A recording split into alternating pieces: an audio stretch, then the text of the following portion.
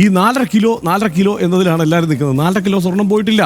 50 പവൻ പൂശിയത് അങ്ങനെ തന്നെയുണ്ട്. അതിനകത്തുനിന്ന് 4.5 കിലോ പോയതിൽ എന്തെങ്കിലും കുറവുണ്ടെങ്കിൽ അത് കണ്ടെത്തണം. ആ കാര്യത്തിൽ സംശയമില്ല. അപ്പോൾ അവിടെ 50 പവനേ ഉള്ളൂ. ഇനി ഈ പീഠമാണല്ലോ കാണാതെ പോയത്, മറ്റേത് അവിടെ ഉണ്ട്.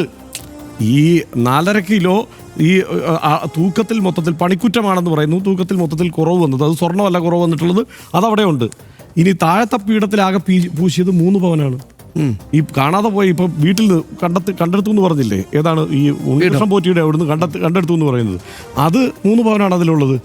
അപ്പോൾ ഈ സ്വർണം ആരെങ്കിലും അടിച്ചുകൊണ്ട് പോകുക എന്നുള്ളതല്ല അവിടെ യഥാർത്ഥത്തിലുള്ള ഉദ്ദേശം.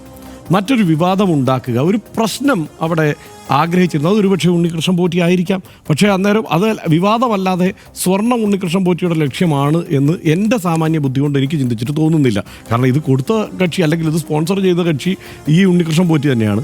ഇയാൾ തന്നെയാണ് ഈ 50 പവൻ ഇവിടെ പൂശാനുള്ള ഏർപ്പാട് ചെയ്തിരിക്കുന്നത്. അതിനുശേഷം അതിൽ ചില നിറം മങ്ങിയപ്പോൾ കൊണ്ടുപോയി അതിൽ അറ്റകുറ്റപ്പണി നടത്താൻ വേണ്ടിയിട്ട് കൊണ്ടുപോകാണല്ലോ ചെയ്തിരിക്കുന്നത് ഈ സംഗതി. അത് കൊണ്ടുപോയി പൂശിയിട്ട് തിരികെ വരുമ്പോൾ ഇതിൻ്റെ തൂക്കത്തിൽ, ആകെ തൂക്കത്തിലുള്ള 4.5 കിലോയുടെ കുറവ് അത് പണിക്കുറ്റമാണ് എന്ന് പറയുന്നു. ബാക്കി ഈ പീഠമാണ് കാണാതെ പോയത്. പീഠം കൊണ്ടുപോകുന്നതിന് കാരണം എന്താണ്? അത് ഫിക്സ് ചെയ്യാൻ നോക്കിയപ്പോൾ അത് നെട്ടും ബോൾട്ടും ഫിക്സ് ആവുന്നില്ല, അതിൻ്റെ വലിപ്പമായിട്ട് ചേർന്ന് പോകുന്നില്ല. അതുകൊണ്ടാണ് പീഠം ഈ വാസുദേവൻ എന്ന് പറയുന്ന ഈ ഉണ്ണികൃഷ്ണൻ പോറ്റിയുടെ സഹായിയായിട്ടുള്ള ആൾ ഇത് തിരിച്ചു കൊണ്ടുപോകുന്നത്. ഒരു പക്ഷേ ഇത് വാസുദേവൻ്റെ കയ്യിലിരുന്നതാണെങ്കിൽ പോലും അത് വലിയ വീഴ്ചയാണ്. രണ്ടാമത് അവിടെ ഈ ഏത് കാലത്താണ് ഇത് സ്വർണ്ണപ്പാളി എവിടെ ഉണ്ടായത്, ഇതിന് വെളിയിൽ ഉണ്ടായത് എന്നതടക്കമുള്ളത് പരിശോധിക്കപ്പെടണം.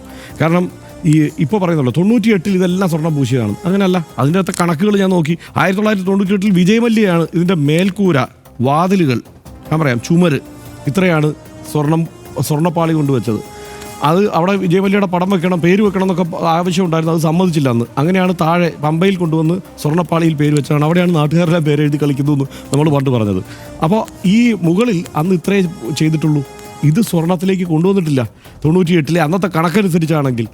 ഇപ്പോൾ പക്ഷേ ഒരു ആരോപണത്തിന് വേണ്ടി, രാഷ്ട്രീയ ആരോപണങ്ങൾ ഉന്നയിക്കുന്നതിനോട് രാഷ്ട്രീയ നേതാക്കൾ ഇതിങ്ങനെ പറഞ്ഞ് പൊലിപ്പിക്കുമ്പോൾ വസ്തുത തെളിയണം. അതിനുശേഷം വേണം ഇപ്പോൾ സർക്കാർ മുന്നോട്ട് വയ്ക്കുന്ന പ്രതി ഉണ്ണികൃഷ്ണൻ പോറ്റി എന്ന നിലയ്ക്ക് മുന്നോട്ട് വയ്ക്കുമ്പോൾ അത് ആ ആരോപണം നിലനിൽക്കണമെങ്കിൽ അതിലും വസ്തുത തെളിയണം.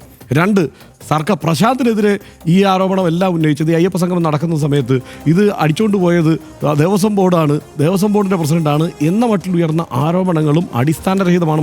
ആ കാര്യത്തിൽ ഒരു സംശയവുമില്ല. കാരണം ദേവസ്വം ബോർഡിന് എന്തെങ്കിലും വീഴ്ച വന്നിട്ടുണ്ടെങ്കിൽ ഇതിനകത്ത് നടപടിക്രമം പാലിക്കുക മാത്രമായിരിക്കും. അതിനപ്പുറത്ത് ബാക്കി പറയുന്നതെല്ലാം അതിനകത്ത് ഇത് ഈ ഉയർന്നു വരുന്ന ആരോപണങ്ങളിൽ ഒരു 75% അബ്സേർഡ് ആയിട്ടുള്ള കാര്യങ്ങളാണ്. കാരണം